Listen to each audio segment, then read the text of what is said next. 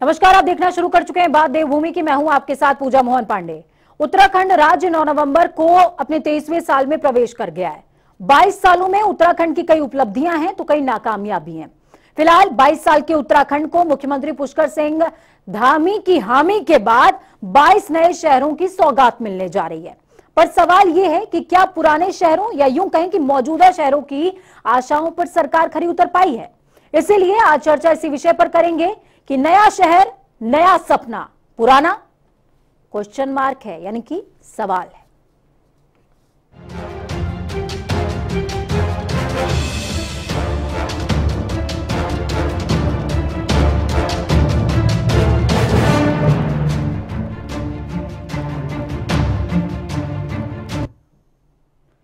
पहाड़ का पानी और जवानी रोकने के मकसद से बने उत्तराखंड में बीते 22 सालों में 32 लाख से ज्यादा लोग पलायन कर चुके हैं। उत्तराखंड शिक्षा के अलग अलग मानकों में महज 4 सालों के अंदर 18वें से 34वें पायदान पर पहुंच गया है।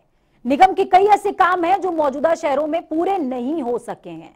स्मार्ट सिटी प्रोजेक्ट की स्थिति किसी से छुपी नहीं हुई है और सरकार मौजूदा शहरों का अतिरिक्त दबाव कम करने के लिए 22 नए शहर लेकर आ रही है, जिनमें से गढ़वाल मंडल में 12 और कुमाऊं में 10 शहर बसने जा रहे हैं, जिसे लेकर सत्ता पक्ष खुद में भी एक मत नहीं है।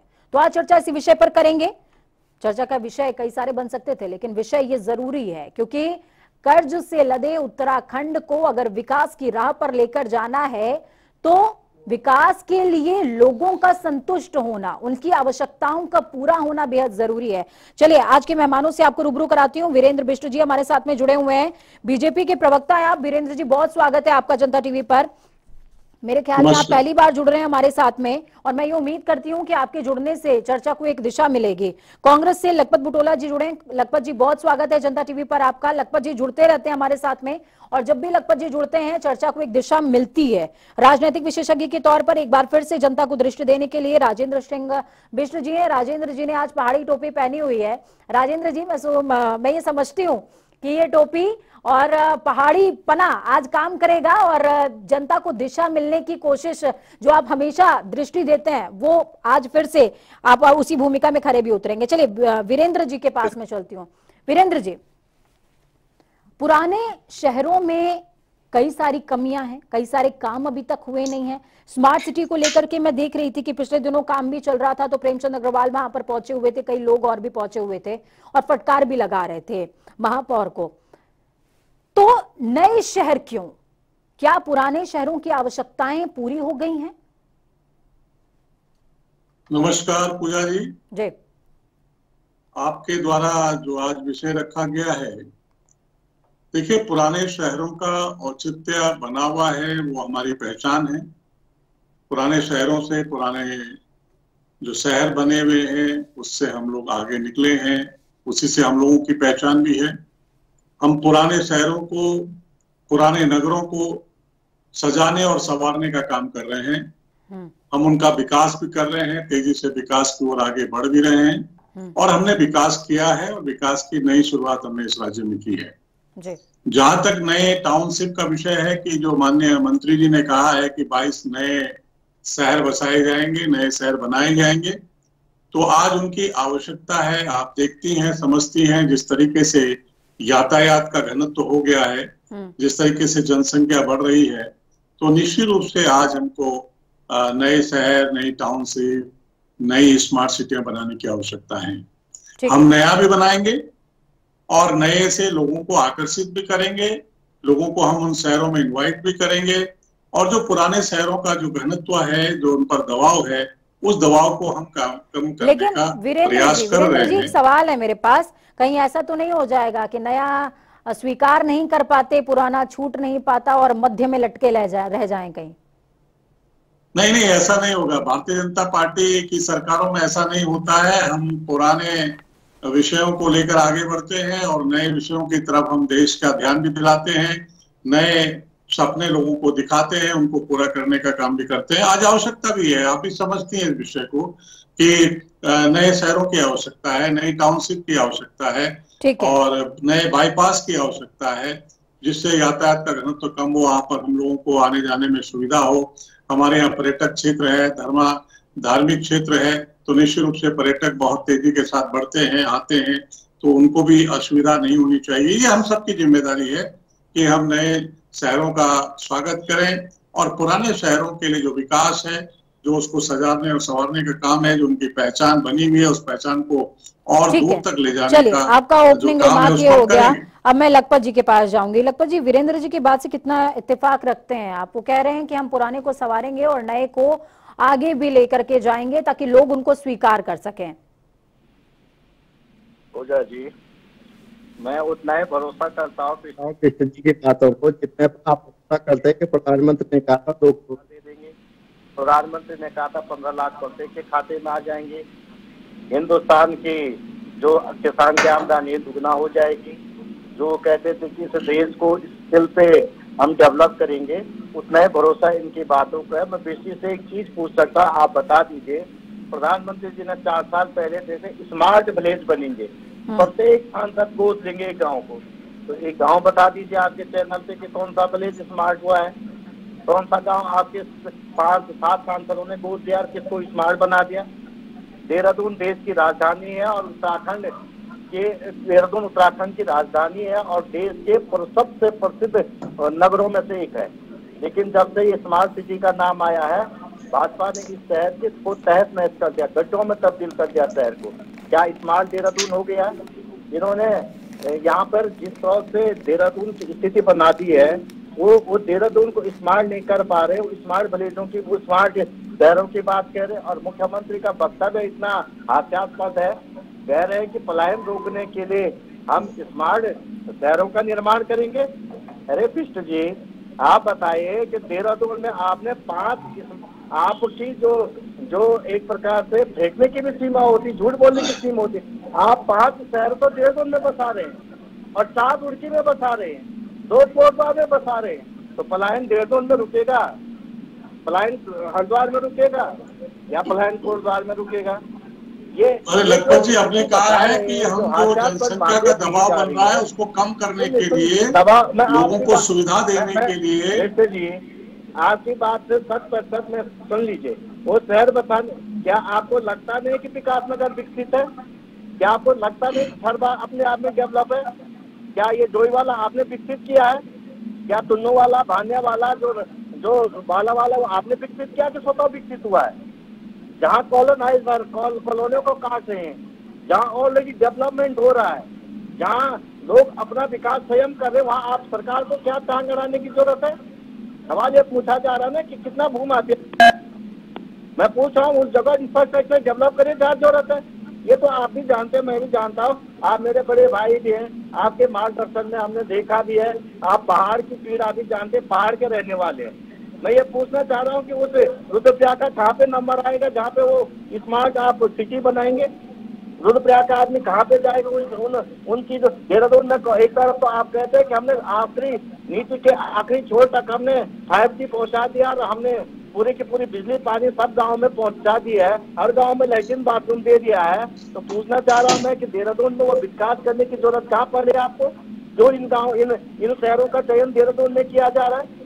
ये पूछा जाएगा ना, क्यों हरिद्वार में चयन किया जा रहा है, क्यों कोटद्वार के अंदर चयन किया जा रहा है, क्यों रामनगर के अंदर चयन किया जा रहा है, क्यों हल्द्वानी के अंदर चयन किया जा रहा है? आप इस सौ की झूठ बातें कहकर जो भौगोलिक वीरेंद्र जी मेरे पास पूरी लिस्ट है। वीरेंद्र जी मेरे पास पूरी लिस्ट है। देखिए, डोईवाला, छबरा, सहसपुर, आर्केडिया, रोशनाबाद, रुड़की, बहादुराबाद के पूर्वी क्षेत्रों में, कोटद्वार के करीब, चिन्याली सौंड, हवाई पट्टी के करीब, ये तमाम वो जगहें चिन्हित की गई हैं जहां पर नए शहरों को बसाया जाना है। लेकिन सवाल वीरेंद्र जी ये है कि क्या आप पुराने क्षेत्रों में वो सुविधा संपन्न लोगों को आप कर पाए हैं? आप कह रहे हैं कि हम इन क्षेत्रों में स्कूल, पानी, बिजली, तमाम वो चीजें दे देंगे। जी, वो तमाम चीजें हम दे देंगे जिससे लोग आकर्षित हो और वहां पर आकर बस जाएं। लेकिन सवाल ये कि जो मौजूदा शहर हैं उनकी ही आपूर्ति नहीं हो पा रही है। प्रदेश कर्जे से पहले ही दबा हुआ है। हमें रेवेन्यू जनरेशन की तरफ सोचना चाहिए या फिर खर्चा बढ़ाने की तरफ सोचना चाहिए? देखिए पूजा जी, हम रेवेन्यू जनरेट भी कर रहे हैं और हम शहरों को बनाने का भी काम करेंगे, सुविधा देने का भी काम करेंगे। आप देखिए जिस तरीके से आबादी बढ़ रही है, जब हमने राज्य बनाया तो हमारे पास 90 लाख की आबादी थी, आज जो है हमारे पास 1.25 करोड़ की आबादी है। तो निश्चित रूप से जब जनसंख्या घनत्व बढ़ रहा है तो शहरों की आवश्यकता, जो शहर छोटे थे, जो चिन्याली सोड़ा आपने बात करी है, जो डोईवाला बात की है, दूसरे शहरों का आपने नाम लिया है, ये शहरों का रूप ले रहे हैं, बड़े बड़े महानगरों का रूप ले रहे हैं। तो इसमें टाउनशिप बसाने की आवश्यकता है जिससे बाईपास किया जा सके और लोगों का घनत्व, आने जाने का जो आवागमन है, लोगों पर उसका असर न पड़े, पुराने शहरों पर उसका जोर ना हो। इसलिए हमने नए शहर टाउनशिप बनाने की बात करी है। तो टाउनशिप बनेगी तो लोगों को रोजगार भी मिलेगा, लोगों को रहने का अवसर भी मिलेगा, लोगों के काम धंधे भी बढ़ेंगे, बाजार भी बनेंगे, अप्रत्यक्ष और अप्रत्यक्ष रूप में लोगों को काम भी मिलेगा। तो इसमें कहीं कोई ऐसा नहीं है कि हम पुराने शहरों का अस्तित्व खत्म कर रहे हैं। हम पुराने शहरों को भी सशक्त और मजबूत करने का काम कर रहे हैं। उनके लिए हमने विभिन्न योजनाएं प्रारंभ करी है।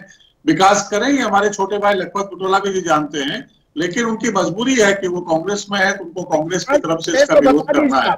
लेकिन ऐसा नहीं है, राज्य हित में, प्रांत के हित में सोचना पड़ता है। आपने कहा जिले बनाने की आवश्यकता थी, तो हमारा ये कहना था कि जब आपकी सरकार थी, अगर हमने जिलों की शुरुआत करी, नहीं बना सके, तो आपकी सरकार थी तो आपको जिले बना देना चाहिए था। हम विरोध थोड़ी कर रहे थे कि आपने जिले क्यों बना दिए। हम आपको स्वागत करते, एक माला लखपत भाई के गले में भी डालते, लेकिन आपने भी नहीं बनाया।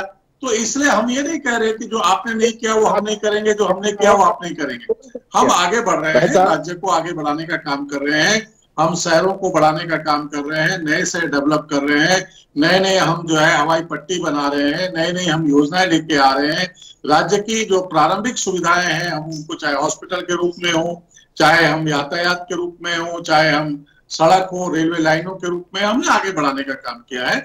ये सब लोग जानते हैं, लेकिन इसको हमारे कांग्रेस के मित्र स्वीकार नहीं करेंगे, क्योंकि उनकी राजनीतिक प्रतिज्ञा है दूसरे दल के प्रति, तो इसलिए वो नहीं कहेंगे कि ये सब कुछ हो रहा है।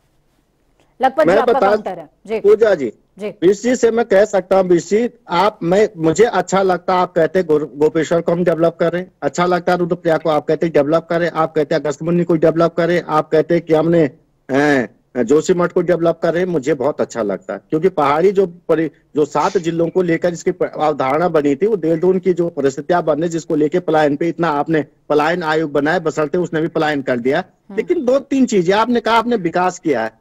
मैं बताता हूँ आपने क्या विकास किया है। आपने पहला विकास तो किया कि महंगाई चरम पे पहुंचा दी है।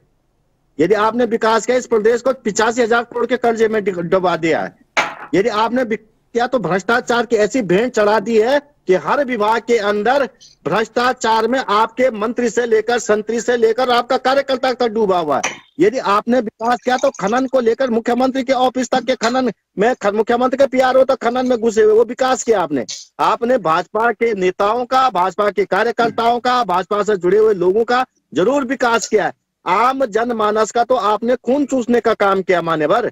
आज देखिए, जो आपके कांग्रेस की सरकार में आपके हरीश रावत ने खनन को जिस तरीके से बढ़ाया, खनन के बारे में जिस तरीके से उनकी सरकार बदनाम हुई है, और जिस तरीके से भ्रष्टाचार उस समय हुआ, लोगों ने मुख्यमंत्री को जिस तरीके से भ्रष्टाचार करते हुए देखा है, आप उसकी बात कर रहे हैं। वीरेंद्र जी, हमने भ्रष्टाचार को खत्म करने का काम किया, हमने भ्रष्टाचारियों को जेल में डालने का काम किया, जो भ्रष्टाचार में संलिप्त थे उनको बंद करने का काम किया, चाहे वो अधिकारी है, आईएएस है। वीरेंद्र जी, मेरा एक सवाल है, लखपत जी की एक बात को मैं आगे लेकर जा रही हूँ। देखिए, शुरुआत लखपत बुटोला जी ने यहाँ से करी थी कि प्रदेश की जो सरकार है, लखपत जी जो मैं कह रही हूँ एक बार सुन लें, प्रदेश की जो सरकार है उसने जो टाउनशिप बसाने की बात करी है वो कुछ ऐसा इंपॉर्टेंट काम नहीं है। वो इस बात से डिनाई नहीं कर रहे हैं, पहले इस बात को समझिए, वो इस बात से डिनाई नहीं कर रहे हैं कि आप नए शहर बसाते, हम भी इस बात से डिनाई नहीं कर रहे हैं कि आप नए शहर बसाते, लेकिन उन क्षेत्रों को बसाया जाता जहां पर संभावनाएं और साथ में उनकी आवश्यकता है, उनको बसाए जाने की आवश्यकता है, जहां से लोग पलायन कर रहे हैं क्योंकि उनके पास संसाधन नहीं है। उन क्षेत्रों को बसाया जाना जो स्वयंभू विकसित हो रहे हैं और फिर उसके बाद अपना टैग लगा लेना उसमें, ये कहां तक उचित है? एक बार इस पर भी विचार कर लीजिए। देखिए पूजा जी, सिर्फ टैग लगाना ही नहीं होता है, विकास करना होता है, उसका मास्टर प्लान बनाना होता है, उसमें सीवरेज से लेकर हर तरीके की सुविधाएं देना पड़ती है। ऐसा नहीं कि हमने टैग लगा दिया कि इसको हमने नई टाउनशिप बना दी। टाउनशिप का मतलब आप समझते हैं कि कितना उसमें करोड़ों अरबों रुपए खर्च होता है और उसमें सारी सुविधाएं देखकर ही वो टाउनशिप कहलाई जाती है। हम टैग लगाने का काम नहीं कर रहे हैं, हम डेवलपमेंट करने का काम कर रहे हैं जिससे उसकी पहचान और बढ़े। अगर हम चिन्याली शहर को अगर नई टाउनशिप में डेवलप करने का काम करेंगे तो एक नया शहर लगेगा कि आप नए शहर में जा रही हैं और उसी चिन्याली शहर का जो नाम है वो रोशन होने का काम करेगा। हम सिर्फ टैग नहीं लगा रहे हैं, हम आगे बढ़ रहे हैं। हमने जहां हमारे छोटे भाई ने कहा भ्रष्टाचार की बात है तो शायद एक कांग्रेस के शासनकाल की बात कर रहे हैं। खनन उनके मुख्यमंत्री कार्यालय 5वें तल पर पहुंचा हुआ था।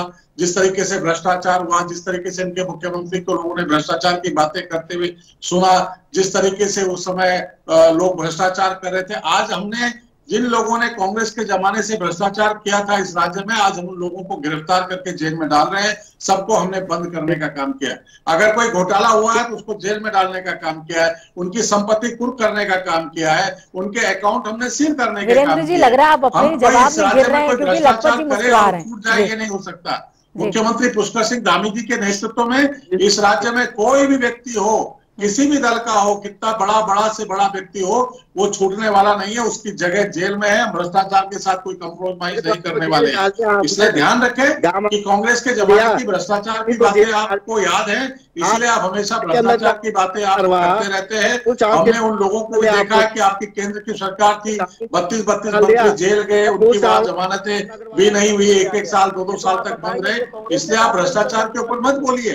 इस राज्य को भ्रष्टाचार के नाम पे आप बदनाम मत करिए। हम इस राज्य को, राज्य का मान सम्मान बढ़ाने की बात कर रहे हैं। जो कांग्रेस ने इस राज्य को बदनाम करने का काम किया, हम इस राज्य को बेहतर पटरी पर लाने का काम कर रहे हैं।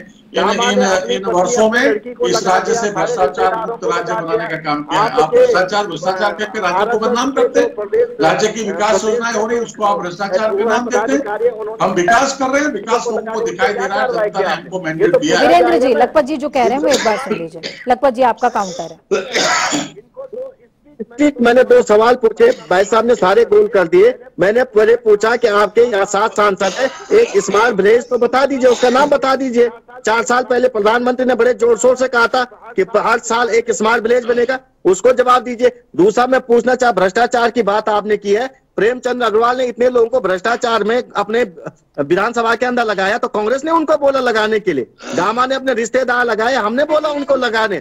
आपके जिला प्रचारक, प्रदेश प्रचारक ने अपने रिश्तेदार लगा दिए, हमने बोला उनको लगाने के लिए। धामी जी के उनकी पत्नी बीआरओ से लेकर पीआरओ तक जितने भी है सारे रिश्तेदार लग गए। किस पे कार्रवाई की आपने? एक कार्रवाई बता दीजिए।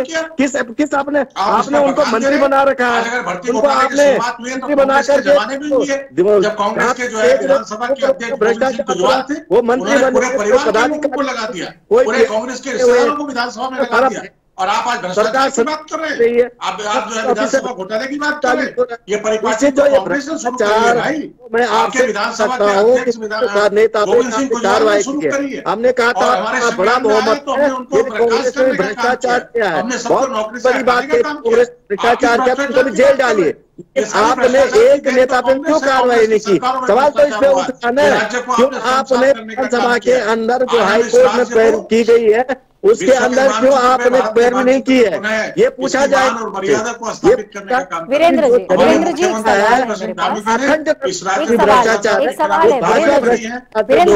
वीरेंद्र जी देखिए, बहस का कोई अंत नहीं है। एक सवाल है मेरे पास वीरेंद्र जी, एक सवाल है मेरे पास।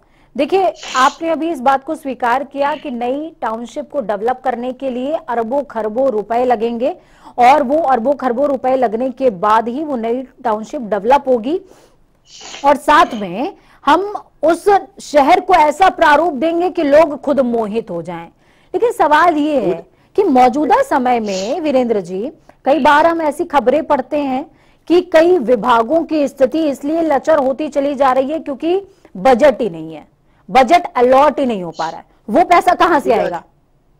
देखिए पूजा जी, हम बजट अलॉटमेंट की आपको कोई दिक्कत नहीं होने देंगे। हमने स्पष्ट रूप से पहले बजट का प्राविधान भी रखा है। लखपत जी आ रही हूँ मैं आपके पास, आ रही हूँ जी, आपको भी समय देंगे। बताया है कि बजट का प्राविधान रखा गया है, बजट हमने उसका एलोकेशन कर रहे हैं। आप उसकी चिंता मत करें कि हम सिर्फ घोषणा कर रहे हैं। हम नए टाउनशिप, अगर हमने बात करी है तो हम नए टाउनशिप बनाएंगे, जनता को समर्पित करेंगे उन टाउनशिपों को। और उन टाउनशिपों में हमारे लखपत भाई भी है, उनकी पार्टी के लोग भी वहां आएंगे, जाएंगे, रहेंगे, बसेंगे, उनका भी हम स्वागत अभिनंदन करते हैं। मेरा सिर्फ इतना कहना है, सिर्फ राजनीति करने के लिए आप राजनीति मत करिए, राज्य के विकासों के साथ, राज्य के हक हकूक के साथ भी खड़े होइए। और कोई काम अगर राज्य के विकास में चाक चौबंद कर रहा है, उसमें अगर सितारे लगाने का काम राज्य में हो रहा है, उसका स्वागत करो, अभिनंदन करो।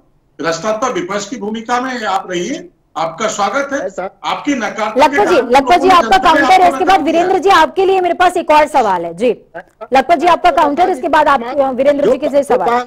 पहले प्रधानमंत्री ने कहा था उस स्मार्ट विलेज को तो बता दीजिए, आपने वो स्मार्ट विलेज तो बताया नहीं।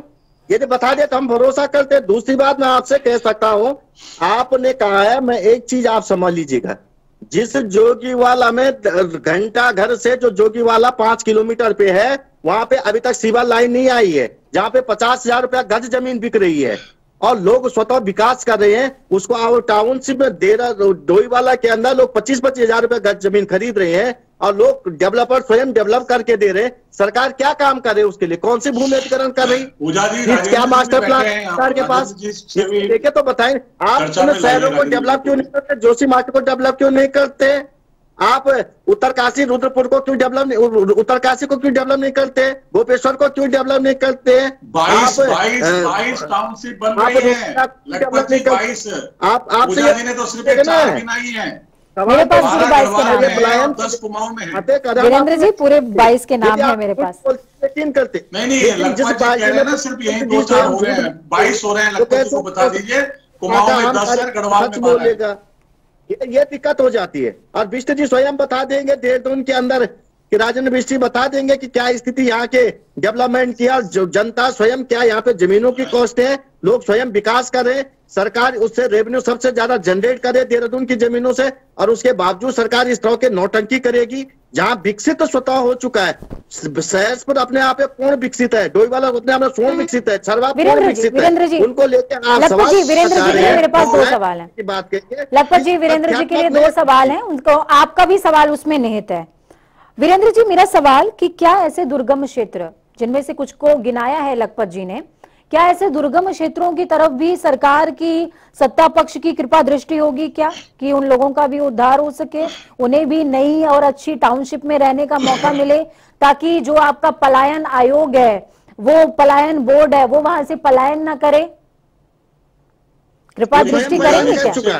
पूजा जी, सबसे पहला विषय ये है कि ये वो शहर हैं जहां घनत्व बढ़ रहा है, जहां लोगों की आबादी अचानक बढ़ रही है, और उस क्षेत्र को एक टाउनशिप का रूप देना आवश्यक है।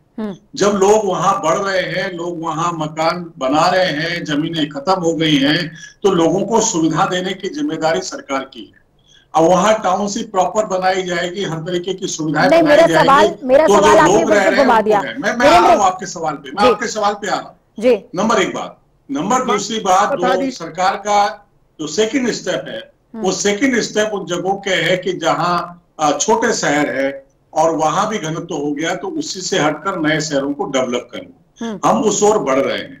मैंने कहा आपको इसके पीछे सीधा मंशा है। तो क्या मैं आपके जवाब में अपना जवाब समझूं कि इन 22 शहरों के बाद और भी उस दिशा दुर्गम क्षेत्रों की तरफ आप आगे बढ़ेंगे? हम बढ़ेंगे।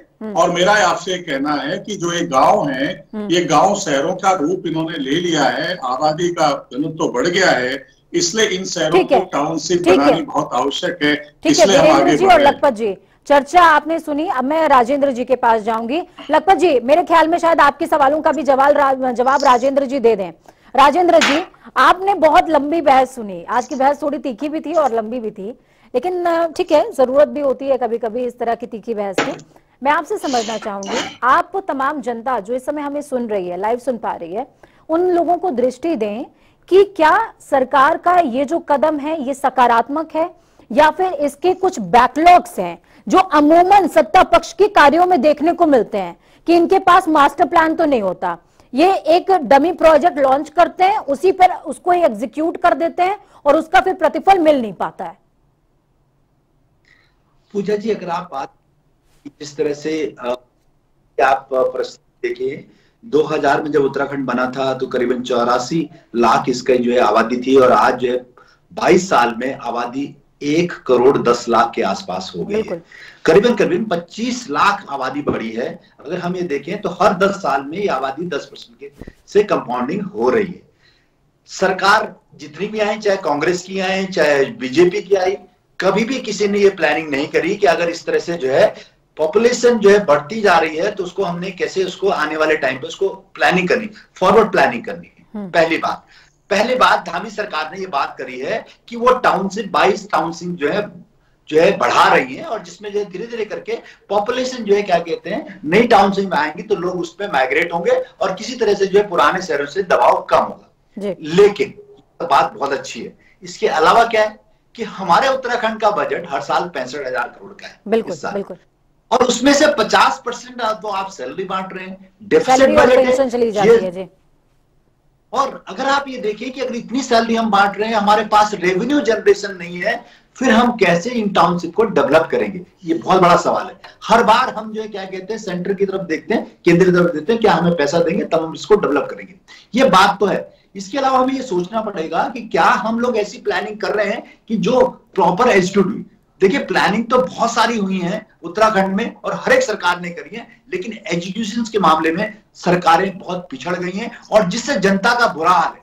आप बात करते हैं देहरादून की जो पॉपुलेशन है इस समय 12 लाख है, और 12 लाख की जो जनता के लिए क्या सड़कें हैं, क्या यहाँ पे पानी की बात है, क्या चीजें, सिर्फ टैक्स के अलावा और कुछ नहीं है। मैं जहां रहता हूं और जहां मेरा ऑफिस है, अगर आप देखें बिल्कुल सचिवालय के सामने, अगर आप वहां देखें तो वहां पे जो है सीवर लाइन जो है मेन रोड पे बह रही है। सरकार बात करती है कि हम जो है नई टाउनशिप डेवलप करेंगे, स्मार्ट सिटी बनाएंगे। मुझे तो बड़ा दुख लगता है कि अधिकारी, सरकार की सोच अच्छी है, सब कुछ सही है, लेकिन अधिकारियों का एग्जीक्यूशन कहाँ है? पहली बात। दूसरी बात जो है क्या कहते हैं, हमारे पास कुछ ऐसे टाउन्स हैं जो नैनीताल या पहाड़ में है, वहां पे कितना डेवलपमेंट हो रहा है। मुझे तो ये लगना चाहिए कि गवर्नमेंट को ये करना चाहिए, रिवर्स माइग्रेशन के लिए उन टाउन्स को डेवलप करना चाहिए। ये सबसे बड़ी बात है। बिल्कुल। तो हम इन सब बात को अगर सोचें, इस बात पे अगर हम बात करें, तभी हम ये सब जो है सक्सेसफुल हो सकते हैं कि कैसे हम इसका विकास कर सकते हैं। तो ये पूजा जी बहुत इंपॉर्टेंट चीजें हैं जिसमें जो है नहीं लगता है कि जो है जो सैटेलाइट टाउन है हम उनको बहुत इंप्रूवमेंट करेंगे तो बहुत कुछ चेंज हो जाएगा, नहीं होगा। ये बहुत मुश्किल है। हमें अगर जो डेवलपमेंट करना है तो हमें इसके लिए प्रॉपर प्लानिंग करनी पड़ेगी, प्रॉपर फंड होना चाहिए, रेवेन्यू जनरेशन होना चाहिए, फिर हम रिवर्स माइग्रेशन की बात करते हैं। आपकी यानी कि सत्ता पक्ष की भावनाओं को आहत करने का कोई इरादा नहीं, लेकिन हम ये उम्मीद करते हैं कि इस चर्चा से आप कुछ अहम बिंदु लेकर जाएंगे जो सत्ता पक्ष के काम आएगा। विपक्ष के कुछ बिंदु आप अपने ध्यानार्थ रखेंगे ताकि जो भी प्लानिंग हो रही है उसके एग्जीक्यूशन में काम आए। बहुत शुक्रिया आप तीनों ही लोगों का हमारे साथ जुड़ने के लिए, चर्चा को खास और अहम बनाने के लिए। तो एक कहावत है, कुछ लाइनें हैं कि खास सड़कें बंद हैं सारी मरम्मत के लिए, ये हमारे दौर की सबसे बड़ी पहचान है। और कल नुमाइश में मिला था चीथड़े पहने हुए, मैंने पूछा नाम तो बोला कि हिंदुस्तान है। हिंदुस्तान को रिप्लेस कर दीजिए, प्रदेश का नाम ले आइए। तो ऐसा हाल नहीं होना चाहिए। कोई भी प्लानिंग, कोई भी एग्जीक्यूशन उसके बैकलॉग्स के साथ में और उसके जो भी नुकसान है, नफा है, सब कुछ ध्यान में रखते हुए होना चाहिए। क्योंकि उत्तराखंड में हमेशा से यही परेशानी रही है कि हमने सपने तो बहुत देखे लेकिन सपने सज नहीं पाए, सपने साकार हो नहीं पाए। वक्त छोटे से ब्रेक का। ब्रेक के उस पार खबरों का सफर लगातार जारी है। बने रहिए जनता टीवी के साथ, क्योंकि हमें आपकी ताकत, अपनों और अपनों का बहुत ख्याल रखिए। हमारी कामना कि आपका आने वाला कल आज से बहुत बेहतरीन भी हो और सुरक्षित भी हो। नमस्कार।